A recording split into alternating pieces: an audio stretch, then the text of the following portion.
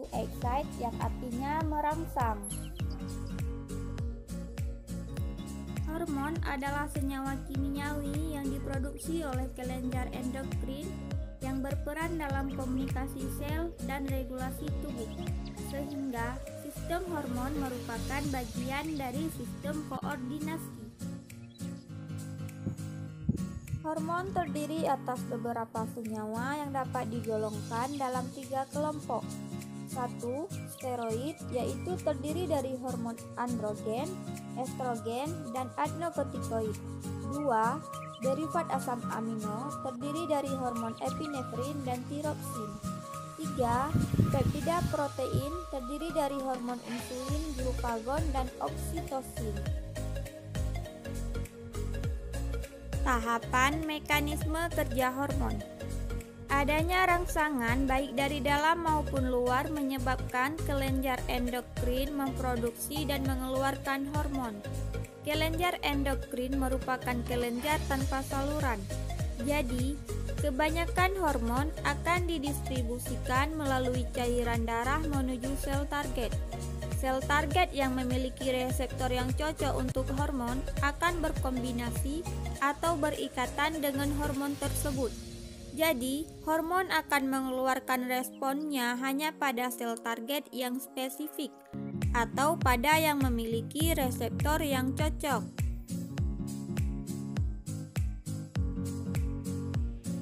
Pengikatan hormon pada reseptor dapat meningkatkan aktivitas adenyl siklase yang terdapat pada membran. Adenyl siklase merupakan suatu glikoprotein dengan berat molekul sekitar 150.000. Aktivitas adenyl siklase yang meningkat menyebabkan peningkatan pembentukan AMP siklik yang terdapat pada plasma sel.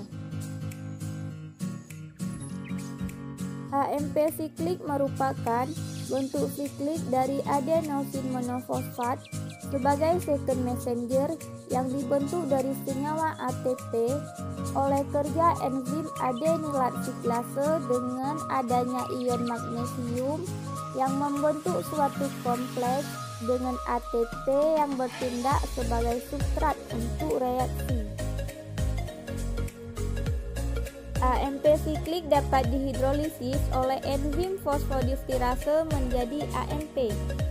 Fosfodiesterase merupakan enzim penghambat yang menyebabkan peningkatan kadar AMP siklik dalam sel miokard yang akan meningkatkan kadar kalsium intrasel. Reaksi ini bersifat sangat eksergonik. Bila tidak ada fosfodiesterase, AMP siklik merupakan senyawa yang sangat stabil. AMP siklik bekerja di dalam sel untuk mengubah beberapa proses, misalnya aktivitas enzim, permeabilitas membran, dan sebagainya.